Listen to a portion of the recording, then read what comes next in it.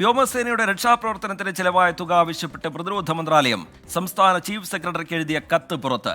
2019 മുതലുള്ള പ്രളയ ദുരിതാശ്വാസ പ്രവർത്തനങ്ങൾക്ക് ചെലവായ 132.61 കോടി രൂപയാണ് കേന്ദ്രം ആവശ്യപ്പെടുന്നത്.